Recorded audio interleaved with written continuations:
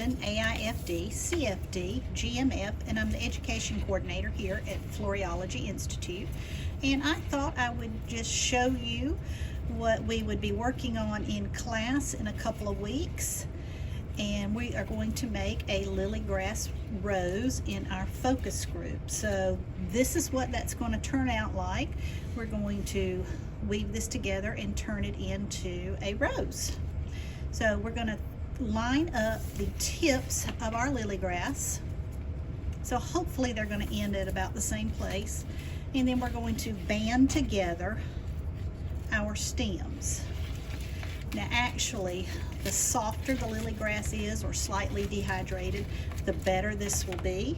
And we're just going to cut that off. So we have that bound together and we have these lined up. So we are going to start by spreading these out some. And when I first learned, I did it on 5 pieces of grass because that was easy for me to hold and work with. And I'll show you why as we go along. It doesn't matter if you weave this way to this way or this way to this way, as long as you always do it the same. And if you weave over, under, or under, over, as long as it's always done in the same pattern, your rose will come out really good. Now I'm taking a moment, this is nice fresh lily grass, and I'm just kind of breaking up those fibers in that end down there, so hopefully they won't break on us in the middle of our weave. So now that they're very pliable, I'm going to spread them back out, and I'm going to start by flipping this one over, bringing the bottom side up. So we're going over, under, over, under, over, and under. And we're going to pull this tight, but not too tight because these are a little bit fresh. Now we're going to start the same way. We went over this one, so this one on the end, we're going to go over, under, and keep our pattern going. And one of the things that you can check, if this one is under this blade, then you know that's going to be over, so that one's right. So this one's over, this one's under, and you can follow along and make sure that you are weaving correctly.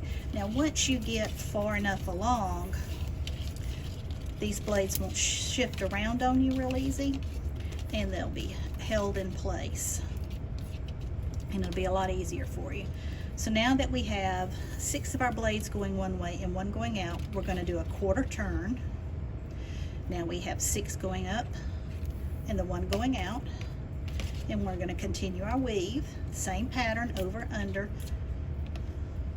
over, under, over, under, pulling it back tight. And we are going to continue this pattern for as long as we can, going out the tips of the grass. Now the thing that we can't control is the width of the blades. So some of the blades of grass will run out before the others, and whenever we go as far as we can, that's where we'll end our rosette in turning it. When I first saw this, one of my friends had made a hat, and it was absolutely the most gorgeous and unique thing I had ever seen. And she had clustered several of these together. Her largest piece was 21 blades of grass. Now that's a lot, and I don't know how she held it. And then she dropped down to 15 blades, and then dropped down again and made several different sizes, and then grouped them together to form her. Actually, it was a fascinator. It was absolutely spectacular.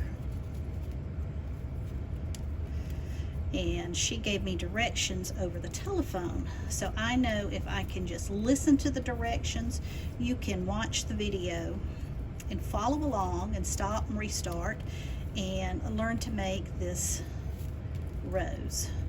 Now this rose could be used as a focal area or focal point in your arrangement. You can cluster several of them together to form a focal area. They can be worn as a boutonniere, or cluster several small ones together to make a corsage, There's all kinds of applications that you could do for it, or group them together to make a fascinator. Be as creative as you want to be. Now you can see this one is a lot shorter now than the others, so we won't be able to go too much farther.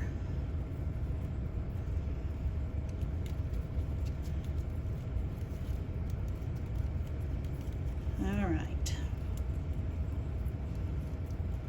Once we've gone as far as we can,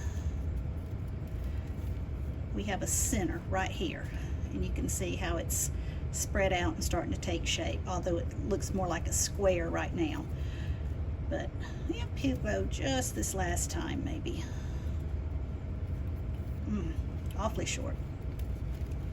We'll see if we can hold him together. We are going to take all of these, gather them together, and go down through the center of this, just like that. Now, still looks like a square, but we're going to take our initial piece and we're going to twirl it around and start to shape it into the rose.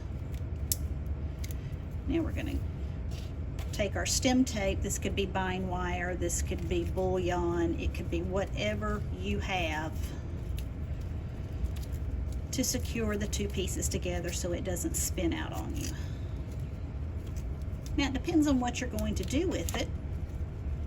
You could cut all of this away and use this as your strong stem to insert into the floral foam or down into an arrangement. This is 3 pieces of the lily grass together, and I have taped it, and then I have taken the bind wire and covered that up to give it a more professional finish, and that's probably the size that I would wear for a ring bearer. That would be more appropriate to his size. This is 5 pieces of the lily grass. I haven't finished this off. I taped it together, but I wanted to show you I could take one of the longer pieces of grass that was left over, and we can always come around, add a little piece of U-glue here, and use actually the piece of lily grass to be our final mechanic. This can be cut away if it's going to be worn as a boutonniere, or this could be cut away to put down into the arrangement. So however you finish this off, you do need to cover that up, especially if you're going for certification or in a competition. So I hope these help, and I hope you follow us online, in person, or on demand.